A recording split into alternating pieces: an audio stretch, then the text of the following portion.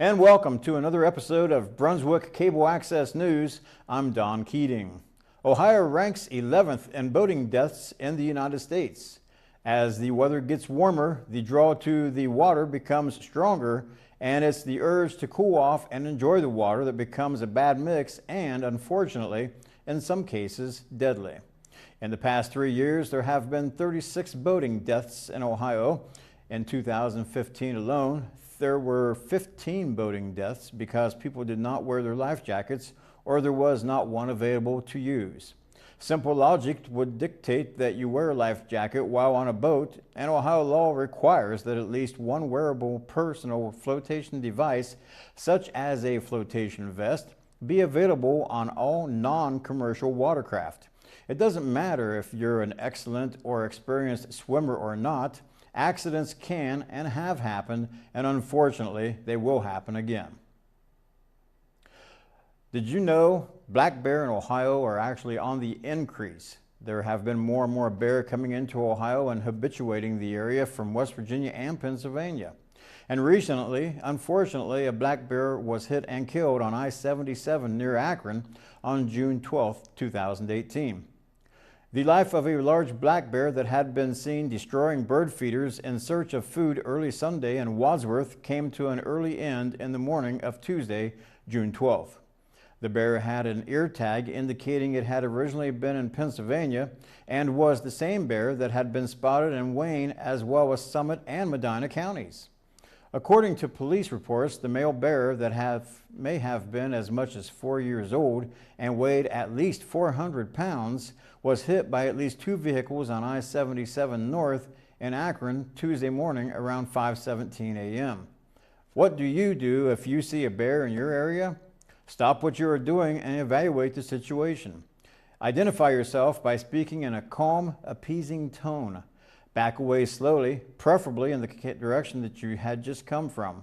Walk, don't run, and keep your eye on the bear so you can see how it will act. Laurel Road project set to get underway in July. City Council approved emergency legislation at a special council meeting last week authorizing the administration to enter into a contract with the Fabrizi Trucking and Paving Company, Incorporated, for the first phase of the Laurel Road reconstruction project. Fabrizi's services were most recently utilized by the city in 2017 as a part of the first phase of the Skyview Drive reconstruction project. The $1.1 million contract not only calls for the replacement of the deteriorated concrete pavement and base on Laurel Road between Pearl Road and Brittenell Drive, but also includes the replacement of storm sewer crossovers and catch basins within the project limits. Additionally, Matt Jones, the city's consulting engineer, said new aprons will be constructed on all affected driveways and sidewalks will be removed and replaced as needed, similar to the work that was done as part of the Grafton Road Improvement Project. Jones said that of the 6 companies that bid on the project, Fabrizi, which is located in Valley City, came in the lowest at approximately $50,000 below the city's estimated cost for the project. With Phase 1 of the Laurel Road project anticipated to begin in July with expectations of being completed in October. Additional phases of the construction on Laurel Road are anticipated over the next several years.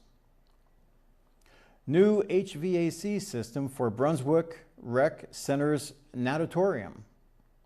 City Council also approved the replacement of the natatorium's heating, ventilation, and air conditioning system in the Brunswick Community Recreation and Fitness Center last week. Parks and Recreation Director John Pipesney told Council's Committee of the Whole that the $116,911 unit will be purchased under state contract in the state recruitment program, with Air Force One, and can be installed immediately. When the new unit is installed, Pipesney said that this will mark the first time the city will have an air-conditioned gymnasium since the doors to the facility opened in 1991. Though the heating units in the gym are original to the building, the other HVAC units located throughout the building have already been replaced in recent years. Pipesney explained the temperatures on the east end of the building near the gym are higher than those in the surrounding parts of the facility in the summer months. Still, he said, heat has never been as much of a problem as the humidity and the damage that it can cause, such as warped and buckling floorboards. Pipesney said the administration is optimistic that the installation of air conditioning will help keep humidity at bay and the floors from being damaged any further. Juvenile probate court is a busy place. Judge Kevin Dunn presides over Medina County's combined juvenile and probate courts, where he and his staff have authority over a wide variety of cases. The probate court handles many different types of cases, including estates, adoptions, guardianships, and marriage licenses. In 2017, the probate court processed 1,911 new cases filings according to his recently released annual report for the year. The juvenile court processed 1,306 new case filings in 2017. Delinquency, 635, and traffic, 540, made up most of the new cases filed in juvenile court in 2017. Other types of cases opened included 86 emergency cases of dependency, neglect, or abuse, 86 unruly cases, and 26 custody or visitation cases. The court also managed the Juvenile Detention Center, which admitted 395 youths in 2017, 156 of them on felony charges. Juveniles admitted to the detention center last year spent an average of 21 days there, although Dunn said the lengths of stay varied greatly from a full year to 1 or 2 days. The ages of those admitted to the detention center ranged from 11 to 22 years of age, and Dunn said 62 of the 395 juveniles admitted to the detention center last year were 18 years of age or older. Dunn estimates 65% of the juveniles placed in the detention center come from single-parent families. Both the court and the detention center make considerable effort to help and rehabilitate the youths they encounter, not just administer punishment. The Juvenile Detention Center works in concert with our juvenile court, doing our best to guide troubled youth and into their future, said Superintendent Ron Stoller. Our philosophy is to help them as opposed to just housing them. To that end, the court and detention center cooperate with a variety of agencies and programs that provide guidance and counseling to youths and their families. Those include art and other educational classes at the detention center, a teen intervention for first-time offenders on alcohol or drug charges, a parent program and family resource court that helps identify causes of truancy and unruly behavior, and a drug court that has 3 probation officers and therapeutic intervention. The court also helps fund youth programs like the Police Activity League, the Take Control program, which teaches teens drivers crash avoidance techniques, and a traffic intervention program in which teens can have their first traffic ticket voided by attending a weekend driver training program. The court is grateful to a multitude of collaborative partners, including the members of law enforcement, schools, social service agencies, mental health agencies, healthcare, and others who have assisted the court in its important mission, Dunn said. Collaborative efforts extend to the probate court as well as the juvenile court. Dunn's annual report indicates estates 592 made up a significant portion of the 1,911 cases filed in probate court last year. That does not include the old estates, which the court also supervises, such as the decades-old Firestone estate, which funds activity in the village of Spencer, and which Dunn said will probably continue to do so long after he steps down from the bench. The court also issued 856 marriage licenses in 2017 and 91 petitions for name changes. New home construction is on the rise. Home builders have been busy in Medina County and could be on the verge of one of their best years in decades. The Medina County Building Department reported that it issued 55 permits for new homes in April alone. That's the most new home permits issued by the county in 1 month since August of 2007. So far this year, the county has issued building permits for 159 homes. The county had issued 122 new home permits over the same period in 2017, which, by the way, saw the most home permits at 452 issued in Medina County in the last decade.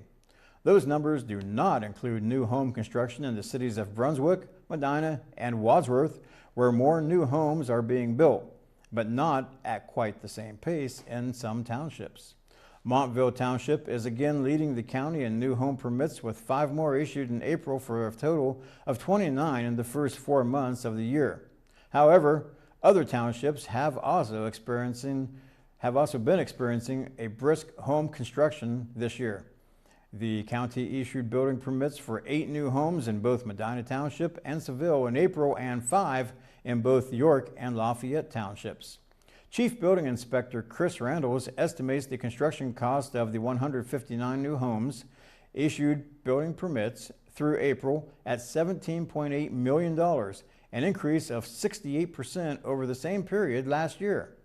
The average construction cost of those new homes is estimated at $294,700, just about $600 more than the average cost of homes built here in 2017. The building boom comes as no surprise to Planning Director Rob Henwood, who has reported several plans for new housing developments coming before the Medina County Planning Commission in the past year. For instance, Henwood reports the Planning Commission approved final plats for 224 building lots last year and preliminary plans for 205 new building lots so far this year. Builders seem to be confident about the future, and there is a lot of new houses in the pipeline, he said. County to fix septic systems.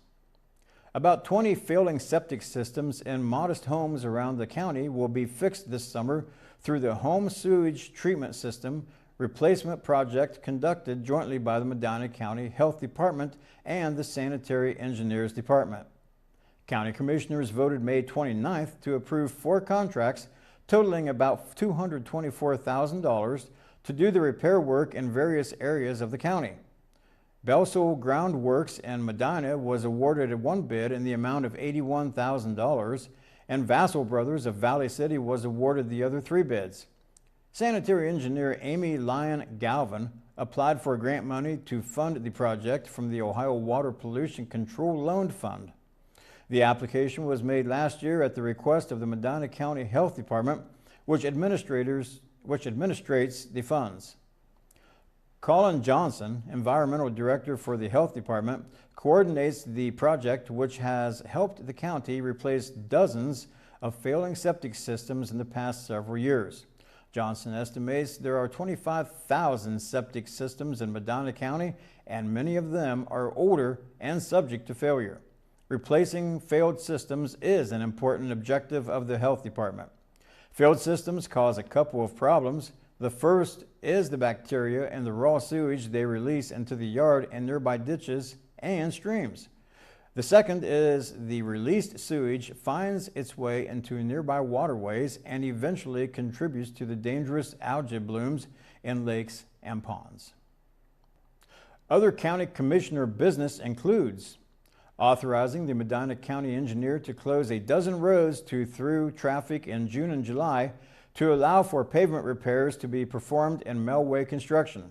On the list of roads scheduled for repair this summer are sections of Smith, Depot, Granger, Friendsville, Chippewa, Bear Swamp, Lester, Ridgewood, Fixler, New London Eastern, Garmin, and Reamer roads. Authorizing the transfer of funds from various departments to pay the $178,000 for the county's general liability, property, and vehicle insurance policies for 2018. The biggest contributors to those insurance premium payments are the sanitary engineer at $114,000, county engineer at $26,000, job and family services at $16,000, and transportation department at $7,000. Approving the renewal of a lease agreement with the Medina County Educational Services Center that calls for the organization to pay the county $16,000 for 2,702 square feet of office space in the professional building in Medina over the next fiscal year.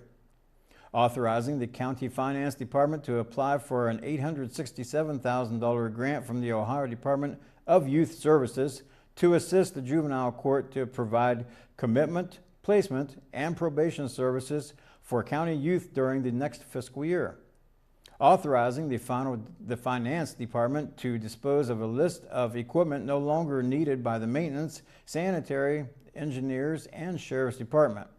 The list of equipment to be sold at internet auctions includes a 2003 Ford Econoline, printers, snowplow, electronic floor buffer, torpedo heater, air compressor, and a sandblaster.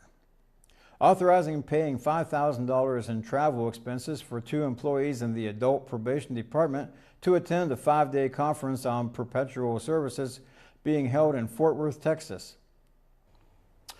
And welcome back. I'm here today with special guest Athena Martin from Brunswick, and I understand you have recently received a special award from Congress. Care to tell us about it? Well, I've received an award from Congress because I have an extreme interest in medical biochemistry, and I've told just about every teacher in my school, and they all nominated me to go to this Congress because they thought it would help me with my career later in life. And you're going to be going to one of the big schools out east, if I understand it correctly. I will be going to Harvard. Okay. And what will you be taking at Harvard? Studying? It will be a summer program, that is. But what I will be studying is mainly, we will be watching an autopsy. We will be studying a live surgery, understanding many different types of the chemistry that we will be going over. Mm-hmm. We will be in small groups depending on our interests, and I just pray that I'll be in a good group because I don't hear a lot of people that want to be medical biochemists. There's like nobody else I know who wants to be one. So that's your main interest, to become a medical biochemist? Yes. And how did you become interested in that? Well, I want to become a medical biochemist because my mother has schizophrenia, and since 5th grade I've always wondered what my mom would be like without it and how she would be affected. And I always thought, if my mom was a little bit different, what would my life be like? But I really just wanted to see my mom happier because it seems that her schizophrenia and her bipolar get in the way of her happiness. And she gets so scared about things that will affect my future. She thinks that something that she does might affect me in a bad way, and that's not true, and it scares me to think about all the side effects in schizophrenia. And because in my family, schizophrenia has been around, and everybody that has had schizophrenia besides my mother is already gone, sadly. And they were all in the age range between 40 and 50. Okay. My mom is 42, and that scares me a lot. Mm-hmm. So how did you find out that you received the award? I found out by getting an email. This email, I found it was from the main director at Congress for the future docs, and basically they told me, "You've been nominated, would you like to go through with this?" And I said yes, because one, we would be going through with helping me go into better colleges and being able to, well, I'd be able to understand a little bit better about what I can do in my career besides just curing and making better ways to cure diseases like schizophrenia. So I understand you'll be going to Lowell, Massachusetts the week of 25th to 27th of June. Can you tell us what the purpose of that trip would be? The purpose of this trip will be to go to Congress, and I will be going from 8 a.m. to 11 p.m. every day so that I can understand more about the sciences and the chemistry behind everything that will create my job, like how to create tissues, how to create synthetic organs, how to create nanobots, and it's just going to be a lot of research in a sense, just to make sure that I'm ready and I am able to do my job. So have you ever been to New England, to Massachusetts? Not yet. No? No. Well, it should be a fun trip. I've been there, and you'll enjoy it. Oh, thank you. Pretty much so. So after you get back, then you've got the summer off, is that right? Or do you have other extracurricular activities you're going to be doing? I believe that if I am picked, that I will be inside of a leadership program for Medina County and Brunswick. I'm not quite sure the full details of it, but this leadership program is going around, and I believe we are encouraging other people through physical activities around Brunswick to help our community be better. Okay, great. Well, anything else you would like to add? Well, I'm so glad that my parents, well, my parent and my family have allowed me to go to Boston for this, because without them, I would not be able to go. And this is a big step towards my career choice, and I'm so glad that they support me. Well, continued success, congratulations, and best of luck to you in the future. I'm sure you'll do well. Thank you. Thank you. So we have had an awful lot of rain this spring and into the summer season so far, and temperatures have been about normal but very muggy. Will that weather pattern continue? I'll tell you in just a second.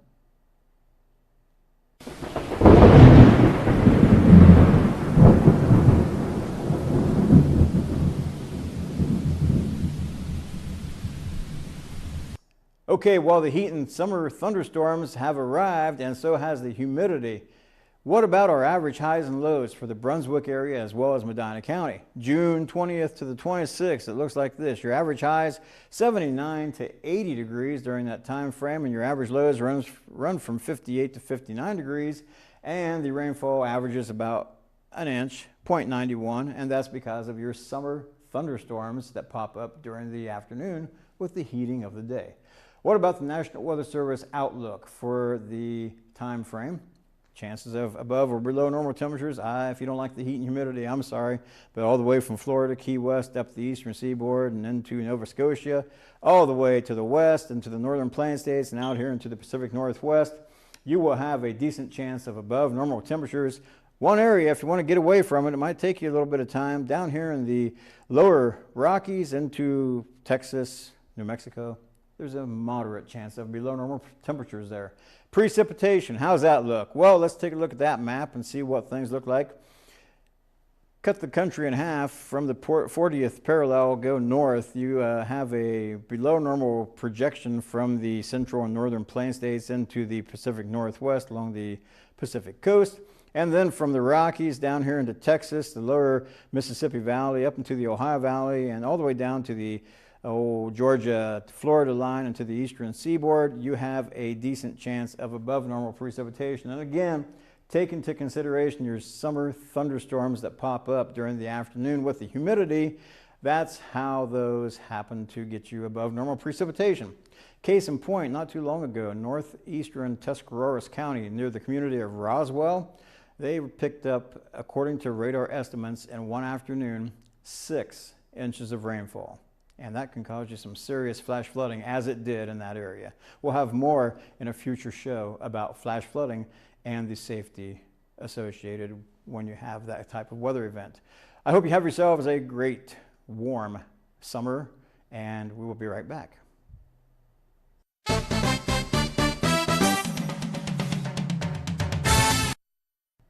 Here now are a few community bulletin board events for you. On Sunday, June 24th, it brings the final day of the Brunswick Summer Celebration, and with it, the Grand Parade from 2 to 3 p.m.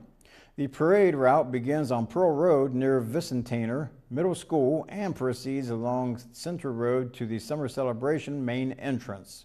Remember, police will be closing the route approximately 1/2 hour before the parade. Mark your calendars for the 2018 St. Ambrose Summer Festival. Invite your family and friends to join for this great event happening June 21st to 24th. All your favorite food, fun, games, and beverages for all ages, as well as a raffle and more. Free admission gets you all of this and access to a live band every night. Visit the website listed below for more details. Join us at the Brunswick Library Tuesday, June 26th from 6:30 to 8 p.m. for exciting stories of brave individuals risking their personal finances and facing possible jail time to help an enslaved race. We will discuss the Underground Railroad and the Four Corners of the state. and the highlight to Ohio's connection to the passage of the 13th Amendment to the U.S. Constitution. Was the Underground Railroad treason or a higher moral calling? This free event is open to all ages, but registration at the library's events calendar is required as seating is limited. Would your kindergarten through third grader like to know about children in the early 1900s? At Stan Hewitt, located at 714 North Portage Path in Akron, it is offering a youth tour. Growing up in the early 20th century on Saturday, June 30th, two starting times are offered at 11:15 a.m. and 2:15 p.m. This abbreviated guided tour is geared toward and focuses on what life was like 100 years ago at Stan Hewitt Hall.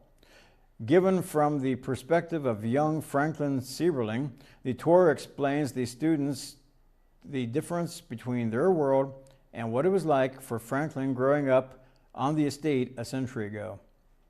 The tour highlights 12 rooms in the manor house, with several interactive stations, including telephones, kitchen utensils, stereoscope views, and Viewmasters, Morse code, etc. Included with the tour is a self-guided tour of the gardens, conservatory, and gate lodge. The youth tour lasts approximately 30 to 40 minutes. Children must be accompanied by an adult who has also purchased a ticket. More information is available by going to stanhewitt.org or by calling 330-836-5533. And that does it for this week for Brunswick Cable Access News. I want to thank Athenia Martin for being my special guest today, and I want to thank all of you for joining us this week. Hopefully next week we'll have some better news about the weather. It might dry out and actually cool off a little bit, but it's summer. I kind of doubt it. Until the next time, for Brunswick Cable Access News, I'm Don Keating.